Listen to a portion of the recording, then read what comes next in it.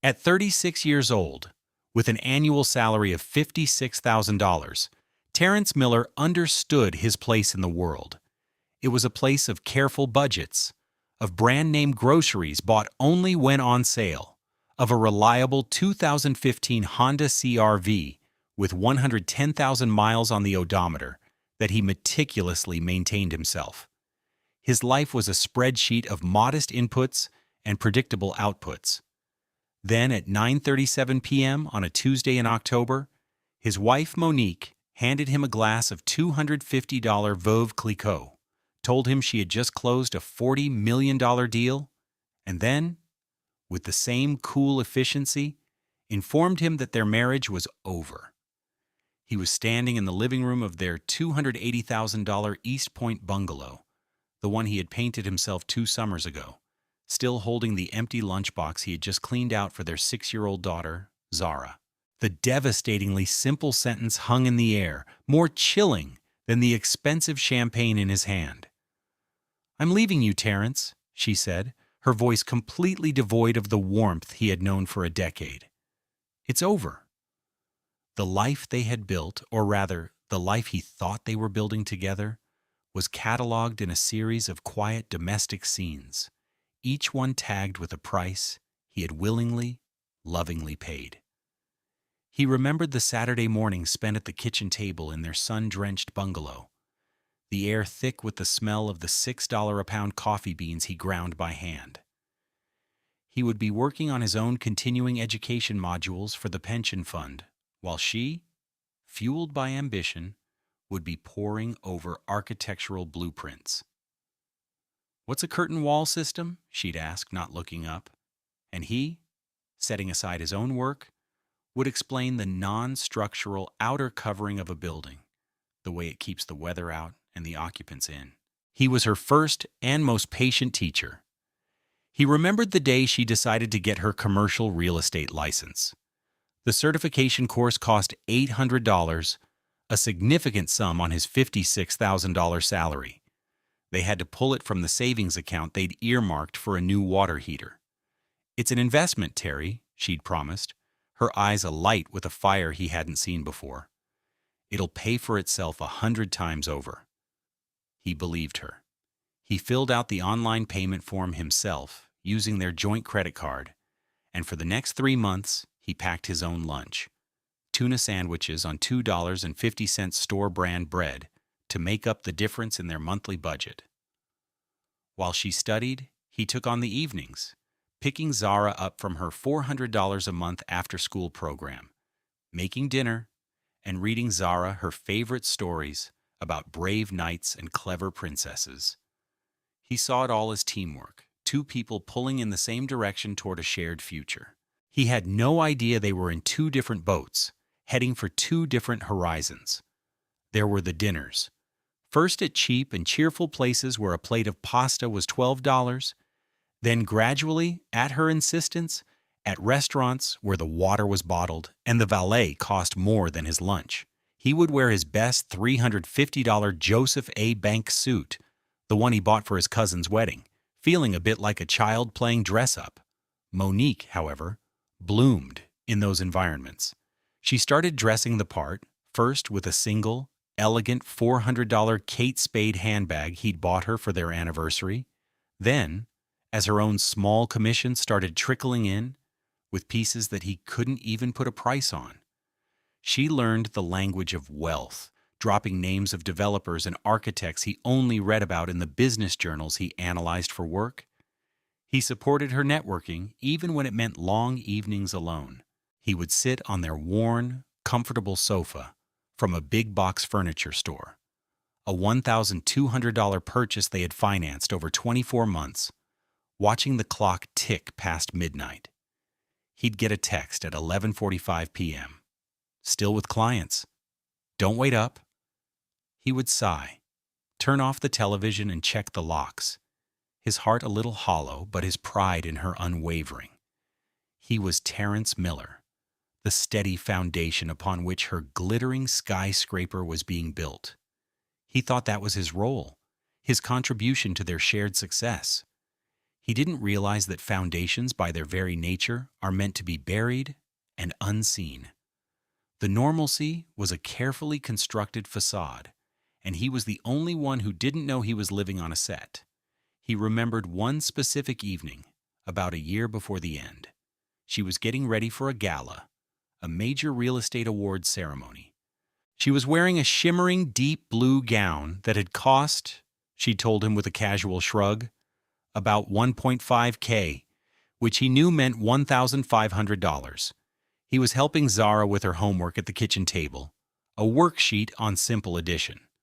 Monique swept in, a vision of ambition and expensive perfume. "Terry, I need you to run to the store," she said, not looking at him, but at her reflection in the hall mirror. "Vaughn needs a specific brand of sparkling water for the pre-event toast, a San Pellegrino. Get the big glass bottles." He looked at the clock. It was 7:30 p.m. Zara was in her pajamas. "Can't it just be any water, Mon?" he'd asked, tired from a long day of analyzing municipal bond yields. She turned, and for the first time he saw not his wife, but a stranger. A cold, dismissive stranger. "No, Terrence, it can't just be any water. This is about details. It's about showing you belong. You wouldn't understand."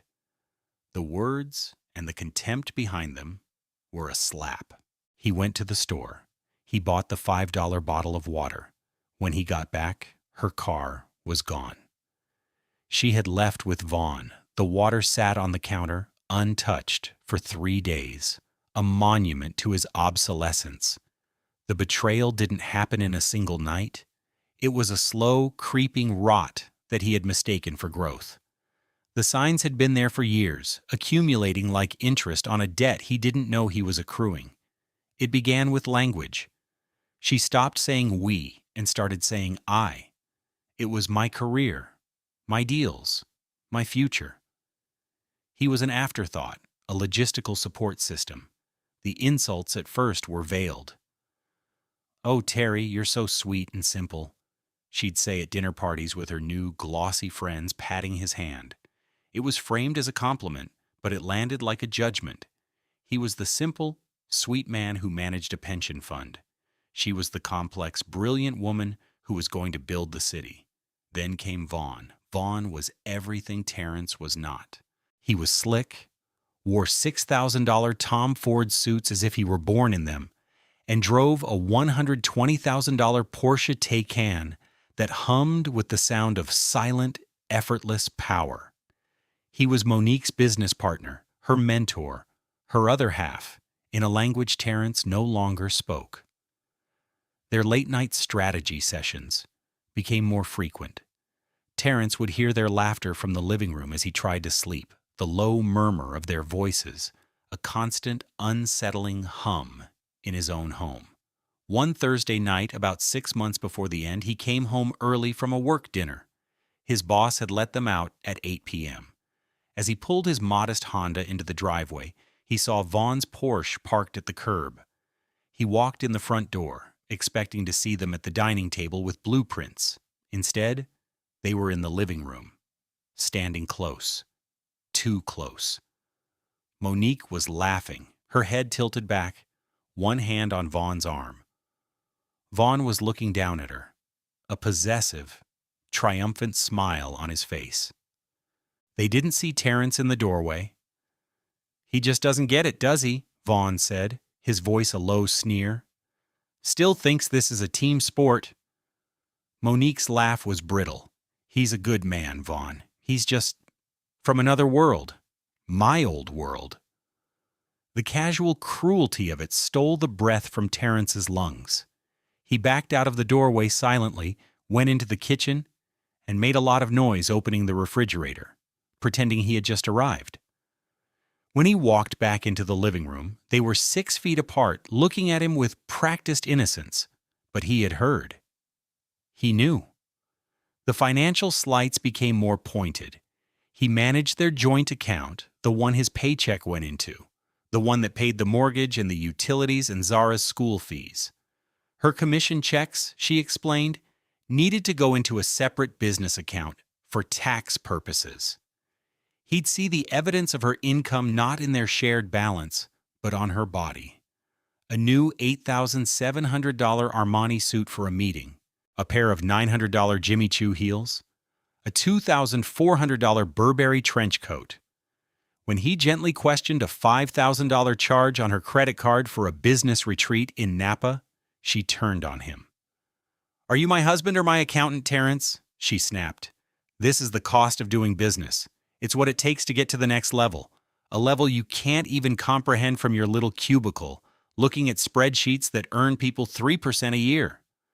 The most painful scene, the one that replayed in his mind in the dark hours of the night, happened at her firm's holiday party. It was a black tie affair at a hotel in Buckhead, the kind of place where the air itself seemed to cost money. He wore his trusted $350 suit, freshly dry cleaned. He felt a knot of anxiety in his stomach as they walked in. Monique, in a stunning blood-red gown that probably cost more than their mortgage payment, immediately abandoned him for a circle of developers. He stood awkwardly by the bar, nursing a club soda. After an hour, he saw her across the room, talking to Vaughn and a silver-haired man who radiated power. He watched as the man said something, gesturing in Terrence's direction. Monique looked over at him. Her own husband? And he saw her mouth form the words, a small, dismissive smile on her face. He couldn't hear them, but he could read her lips perfectly. "Oh, him? That's just Terrence. Just Terrence. Not my husband. Not the man who supported me through it all. Just Terrence." He felt invisible, erased. He left the party without saying goodbye. She didn't come home until 4 a.m., and she never asked where he went. The outrage accumulated in him, not as a raging fire, but as a dense, cold stone in the pit of his stomach. He was being methodically, expertly, and cruelly erased from the life he had helped build. The night of the $40 million deal was the culmination of it all. The celebration was small, just the three of them in the living room that felt more like her stage than his home. Vaughn had arrived shortly after Monique, carrying the expensive champagne. He'd clapped Terrence on the shoulder with a familiarity that felt like a violation. "Big night, big guy. The little woman did it," he'd boomed, his condescension so thick it was suffocating. They popped the cork. The fizz and foam of the $250 champagne filled the glasses. Monique raised hers. "To the Apex Tower," she said, her eyes shining with a feverish light. "And to the future." Vaughn echoed the toast. "To the future." They both looked at Terrence, and he realized with a sickening lurch that he was not included in their toast. He was the past. Monique took a long, slow sip of her champagne, then set the glass down on the coffee table. Her movements were deliberate, theatrical. She looked at him, her face a mask of polite, detached finality. "Terrence," she began, her voice the one she used on difficult clients, "we need to talk." And then came the words he had already heard in his soul for months. "I'm leaving you. It's over." He just stood there, the bubbles in his own glass dying, the cold stem of the flute chilling his fingers. He felt a strange calm settle over him, the kind that comes after a catastrophic explosion. The world had ended, but he was still standing. Vaughn, ever the efficient operator, cleared his throat. "We, thought it would be best to handle this cleanly for everyone's sake." He reached into his sleek $4,000 leather briefcase and pulled out a thick manila folder. He slid it across the coffee table. It landed next to a stack of Zara's picture books. "These are the separation papers. Our attorney drafted them. We've been very generous." Terrence stared at the folder. The betrayal was no longer a creeping suspicion. It was a notarized, multi-page document. They hadn't just decided this tonight. This had been planned, orchestrated. The party, the champagne, this conversation, it was all a script. And he was the only one who hadn't been given his lines. You You had these drawn up already? He managed to say, his voice a hoarse whisper. Monique wouldn't meet his eyes. She was examining her perfectly manicured nails. It's better this way, Terry. No mess. I'll be staying at a hotel for a few weeks until my new condo in Buckhead is ready. You can stay here for now, for Zara's sake. We'll figure out the rest later. For Zara's sake, the words were a knife. He looked around the room he had painted, the floor he had refinished, the life he had built. He saw Zara's little pink backpack by the front door, a bright splash of color in the suddenly gray world. She always left it there, ready for the next day. A little voice in his head, Zara's voice from a few weeks ago, echoed in the silence. I leave my backpack here so Daddy comes back for it, if he ever goes away. His heart cracked.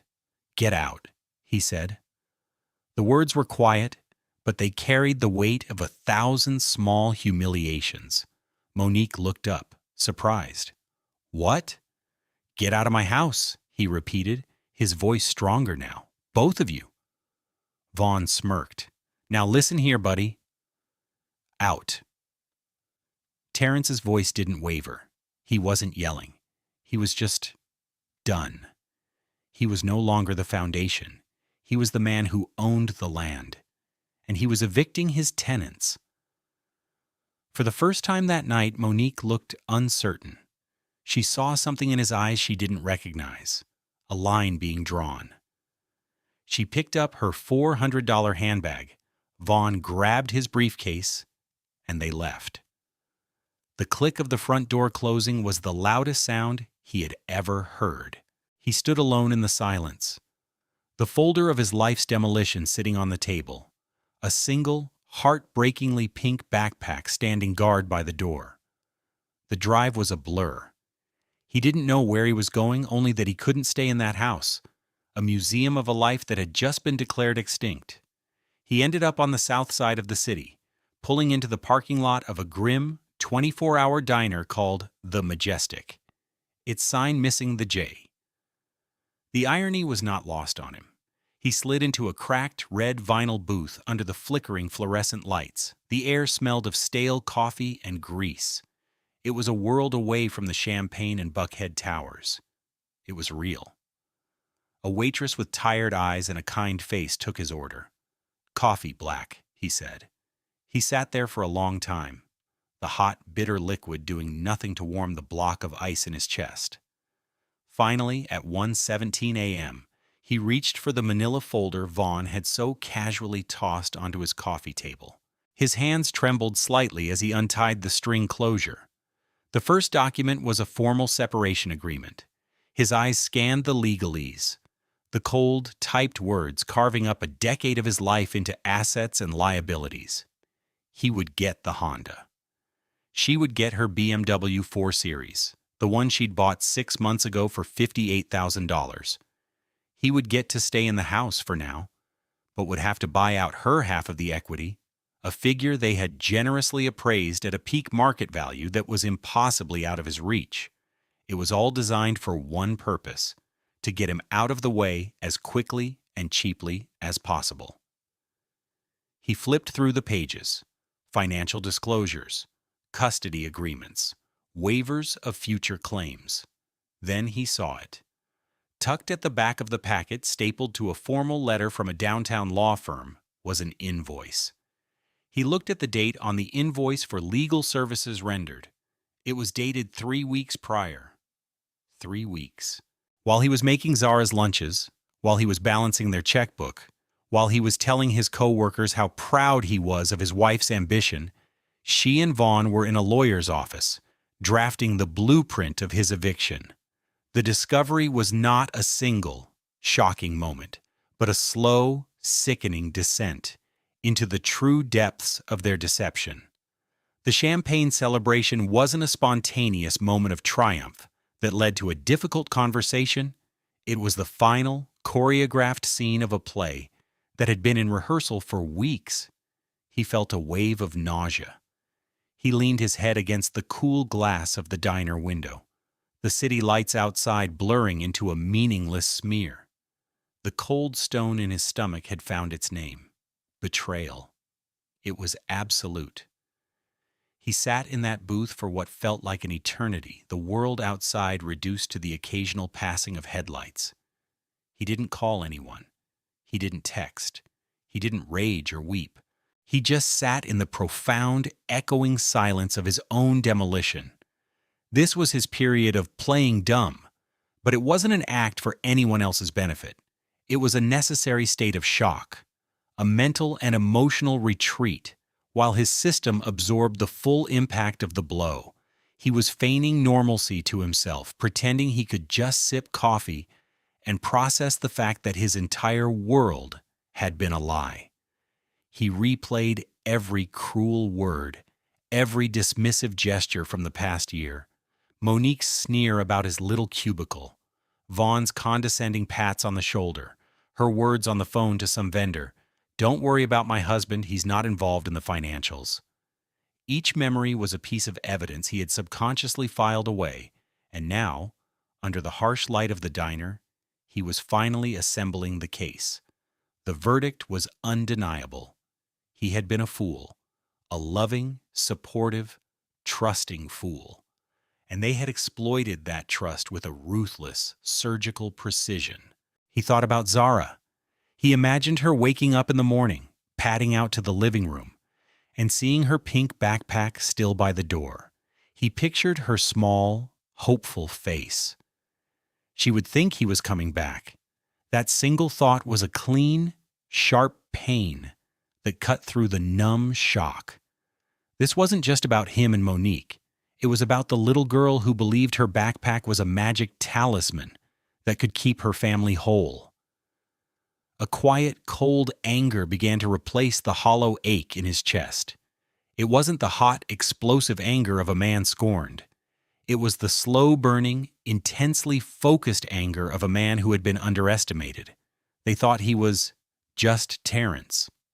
Simple, sweet, harmless Terrence. They had made a critical mistake.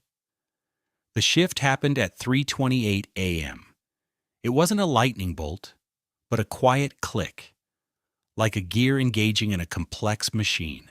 He was staring into the dregs of his fifth cup of coffee when a single word from Monique's triumphant announcement echoed in his mind. Apex. The Apex Tower. The $40 million deal. A new mixed-use development in Buckhead. He sat up a little straighter. His mind, the one Monique had dismissed as too simple to comprehend her world, began to work. He was an investment analyst for the Tri-State Mechanics Pension Fund. His job was to analyze and manage long-term, stable investments. Commercial real estate developments were a big part of their portfolio. He pulled his work laptop, a functional but aging $900 Dell, from his worn leather satchel.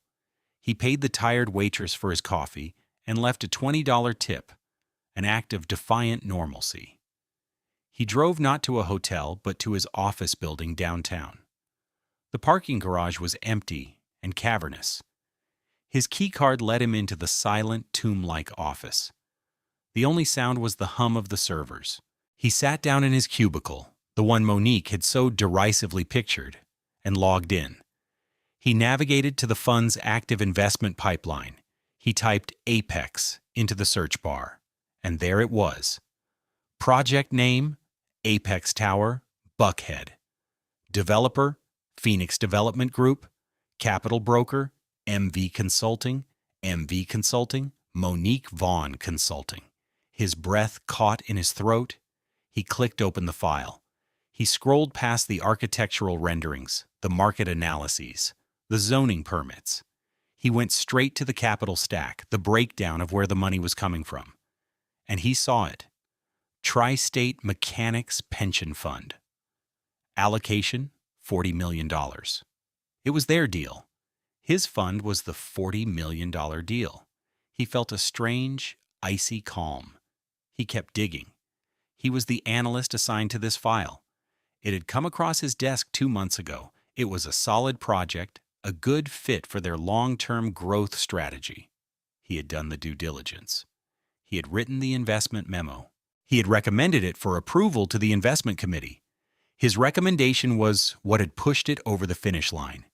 The irony was a physical blow. He had, unknowingly, personally greenlit the very deal that had financed his own destruction. But then he scrolled further, down to the final commitment documents. These were the binding legal papers that, once signed, would release the funds. He opened the PDF of the commitment letter. It was a standard 20-page document filled with dense legal language. He scrolled to the last page, the signature page. He saw the line for the developer. He saw the line for Monique's firm, MV Consulting, where she had already signed her name in a flamboyant, confident script. And then he saw the final signature line, for Tri-State Mechanics Pension Fund, by Terrence Miller, Investment Analyst, Commercial Real Estate Division Authorized Signatory, his name, his title, and the two most important words in his entire professional life, Authorized Signatory. He leaned back in his squeaking standard-issue office chair. He was the gatekeeper. The committee could approve. The lawyers could draft. But until he, Terrence Miller, personally put his pen to that paper, not a single dollar of that $40 million would move. And because he was the analyst who had managed the file from its inception, the fund's bylaws were clear. For continuity and accountability, there could be no substitute signatory without restarting the entire committee approval process, a process that would take months. He was the only one. They didn't know. Monique and Vaughn, in all their arrogant, meticulous planning, had overlooked the most important detail. They saw him as the domestic help, the simpleton who packed lunches and couldn't understand their brilliant world. They never for a second considered that his little cubicle might be the very control tower from which their $40 million rocket was set to launch. The strategic planning began. He wasn't thinking about revenge. Revenge was messy, emotional. This was about accountability. This was about the rules. He opened a new document. He started looking up the pension fund's code of conduct and ethics policies. He found the section he was looking for, Section 12B, Conflict of Interest.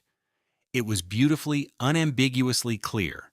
Any employee who has a personal or financial relationship with a party in a transaction must immediately disclose it and recuse themselves from the decision-making process.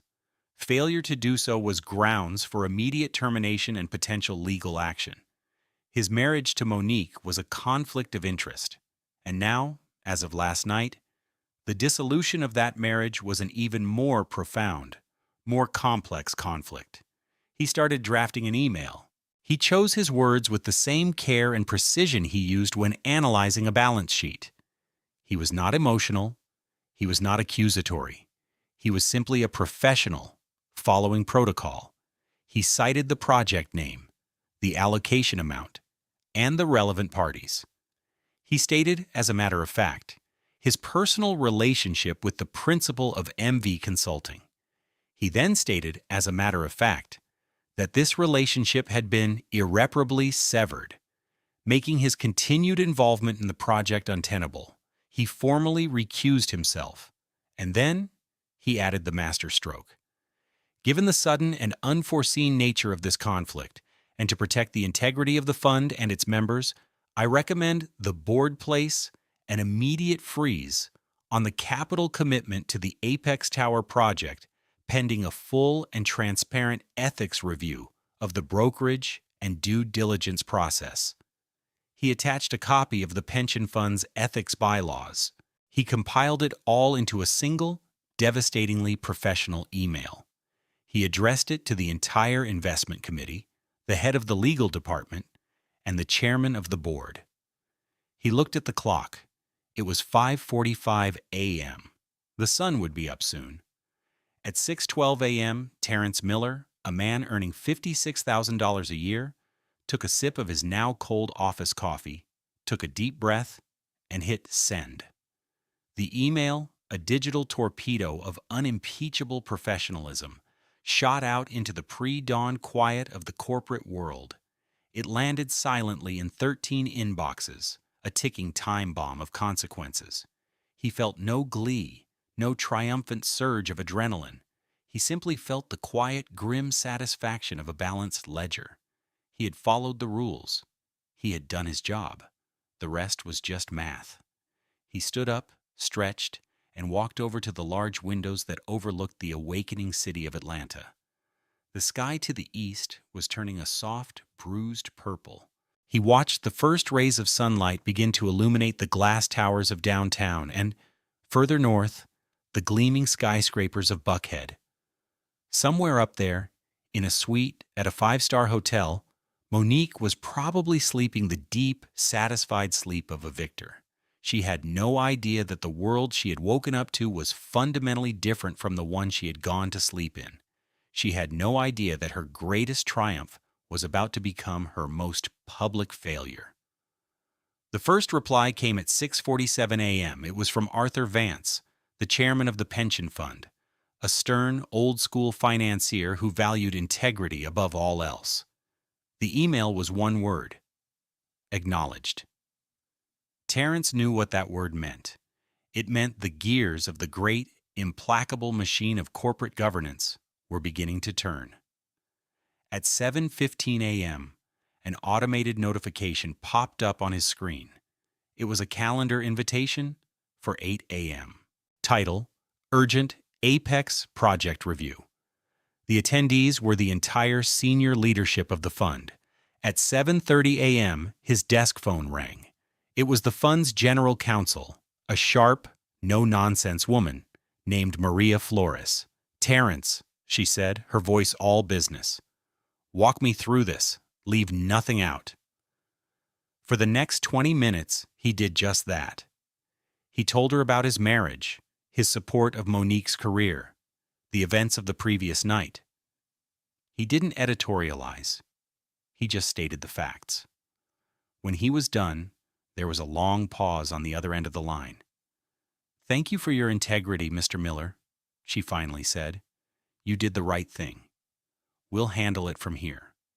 Do not, under any circumstances, communicate with MV Consulting or any party related to the Apex project. Is that clear?" "Crystal clear," Terrence said. Meanwhile, at 9:05 a.m., in a sleek, glass-walled office in the heart of Buckhead, Monique and Vaughn were toasting with mimosas. They had been celebrating since last night. The $40 million funding was the final piece of the puzzle. It legitimized their new firm, put them on the map, and personally netted them a combined commission of over $2 million. Monique was wearing her $8,700 Armani power suit, the one she called her closing armor. She felt invincible.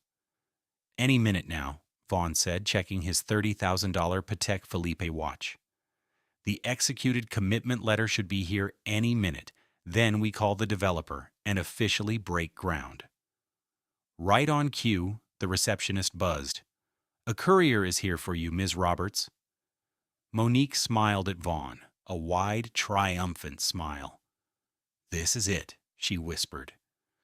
She strode out to the reception area and signed for the large, crisp envelope bearing the Tri-State Mechanics Pension Fund logo.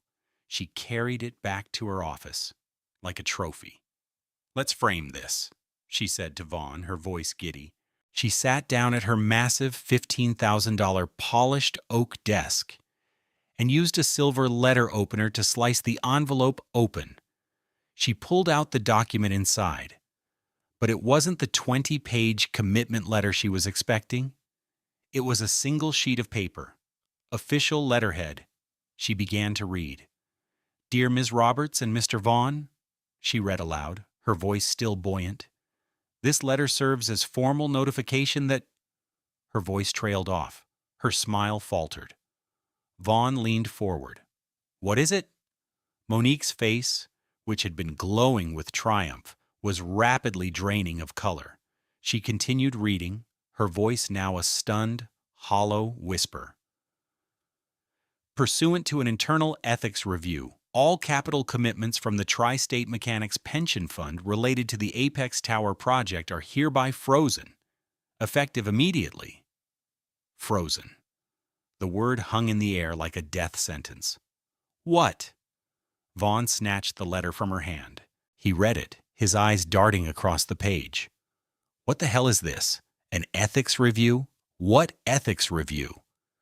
Monique was staring at the bottom of the letter, at the name typed below the signature of the fund's general counsel, the name of the person to whom all inquiries should be directed. For additional information, please contact our legal department or the primary analyst for this file. She read the name aloud, but it came out as a choked gasp. Terrence Miller. Vaughn looked up from the letter, his face a mask of disbelief which quickly contorted into rage. Terrence? You're Terrence? What does he have to do with this? But Monique wasn't listening. She was connecting the dots with horrifying speed. His job, his fund, the deal, his name on the internal documents she'd never bothered to read. Her words from last night. I outgrew you. His quiet, unnerving calm as he told them to get out. It all clicked into place.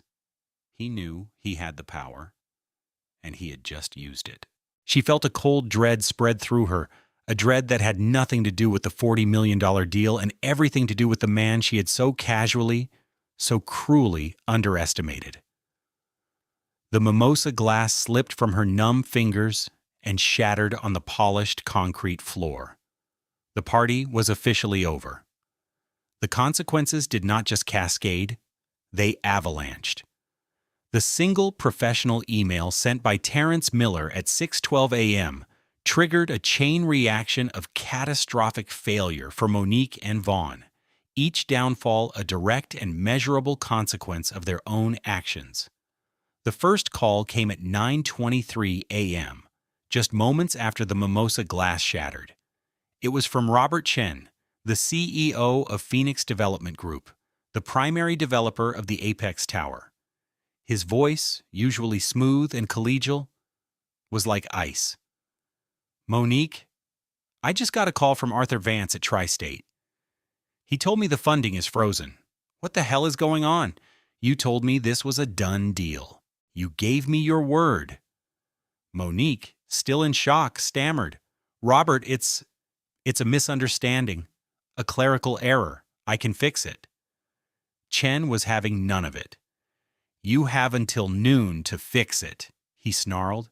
If that $40 million isn't secured, the entire capital stack collapses. My other investors will walk. This project will die, and I will hold your firm, MV Consulting, personally and financially liable for every penny. Our contract has a performance clause, Monique. I suggest you read it. You just cost me a potential $100 million project, and I promise you, my lawyers are more expensive than yours. The line went dead. Monique stared at her phone.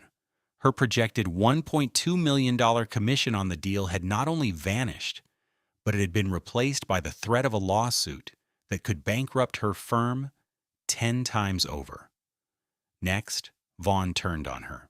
The partnership that had seemed so powerful and alluring in the lamplight of expensive restaurants turned ugly under the harsh glare of failure. What did you do? He hissed, his face pale and sweaty. You said you had him under control. You said he was a nobody, a simple little man. I thought he was, Monique cried, her voice cracking. How was I supposed to know he was the one signing the check? That's your job, Vaughn roared, kicking the leg of his own $7,000 designer chair. Due diligence. You were so focused on your little psychodrama, you didn't do basic due diligence on the most important investor in the deal. Did you know his name was on the file? No, she admitted in a small voice. Vaughn laughed, a harsh, ugly sound. Unbelievable. You blew up our entire company because you were too arrogant to read the paperwork. The pension fund's ethics review was not the quiet internal affair Monique had hoped for. It was a full-scale forensic investigation. They didn't just look at Terrence's conflict of interest. They used it as a reason to scrutinize the entire deal MV Consulting had put together. They found that Vaughn, in his haste to close the deal, had cut corners. He had used inflated property value projections and had not adequately disclosed risks in the market analysis. These were not illegalities, but they were the kind of professional sloppiness that a conservative, risk-averse pension fund abhorred. The fund's trust in MV Consulting was irrevocably broken. By 4 p.m. that day, they had formally withdrawn their interest in the Apex Tower project, not just frozen it. The $40 million was gone for good. The news hit the Atlanta business journals the next morning. $40 million Buckhead Tower deal collapses amid ethics probe. The article didn't name Terrence, but it named MV Consulting as the brokerage at the center of the controversy. Monique's phone, which had once been filled with calls from eager clients and fawning developers, went silent. Her professional reputation, the thing she had sacrificed her marriage for, was destroyed overnight. The final, most personal consequence came a week later. Vaughn, in a desperate move to save his own skin and what was left of the firm, called an emergency partnership meeting. He invoked a clause in their operating agreement, a dense paragraph on page 47, that Monique had never bothered to read closely. It was a key person risk clause, allowing one partner to force a buyout of the other in the event of gross negligence that caused material harm to the firm. He presented the case. Her failure to disclose her relationship with a key decision-maker at the fund constituted gross negligence.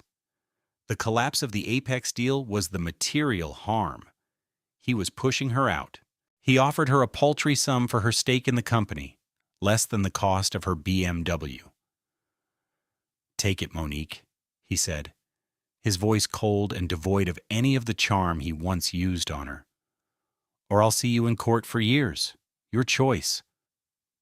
She was ruined, and her partner, the man she had betrayed her husband for, was the one holding the axe. She signed the papers, her flamboyant signature now small and shaky. She was left with a leased BMW she could no longer afford, a closet full of expensive suits that now felt like a costume, and the crushing weight of her own choices. 2 years passed. The world kept turning, and life, as it always does, found a new rhythm. Terrence Miller no longer lived in the East Point bungalow.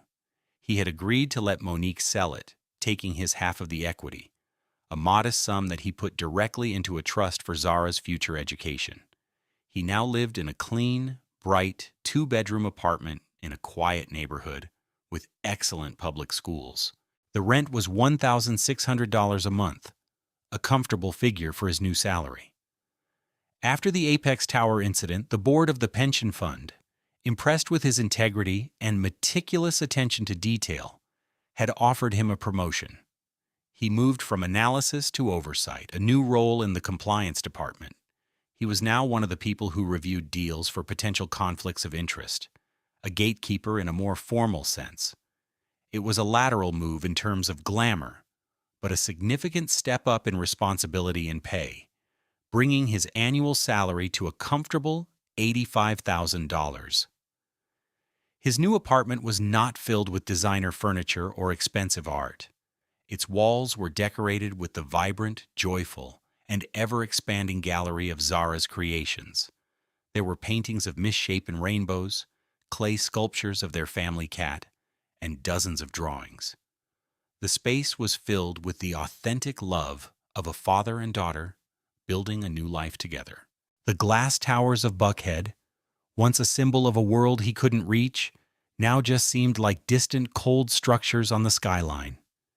His world was here, in this cozy apartment, filled with the scent of the simple, delicious meals he cooked every night and the sound of Zara's laughter.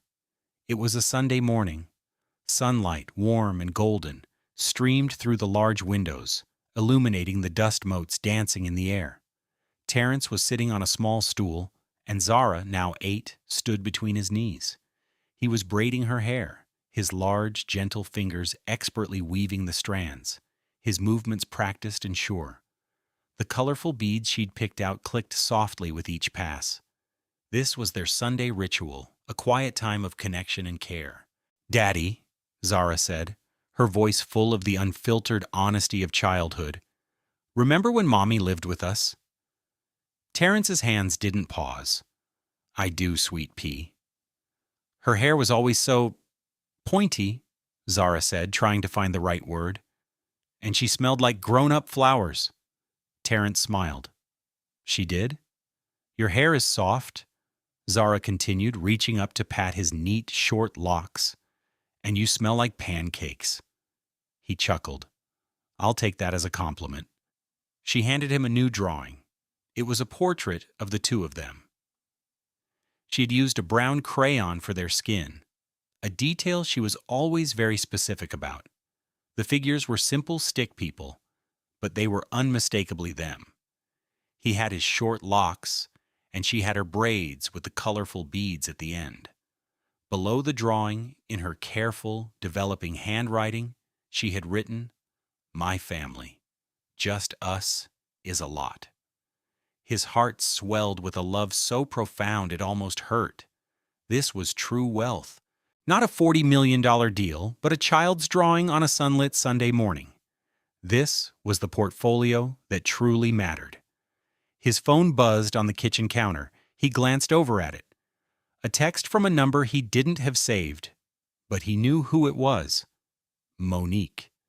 It was the first time she had reached out in over a year. The message was simple. 4 words, stripped of all her former arrogance. "Can we talk, please?" He looked at the message. He felt no anger, no bitterness, no desire for further revenge. He felt only a distant, quiet pity for the woman who had traded a universe of love for a handful of dust. He had forgiven her long ago, not for her sake, but for his own. Forgiveness was the final asset he had to divest to be truly free. He set his phone back down on the counter, screen down, without replying. He finished the last braid, securing it with a bright yellow bead. "All done, my love," he said, kissing the top of her head. "Now how about those pancakes?" Zara squealed with delight, and the sound echoed through their small, happy home. True value isn't found in the towering heights of ambition or the cold, hard numbers of a deal. It's not measured in dollars or square feet. True wealth is built slowly, quietly, in the spaces between people.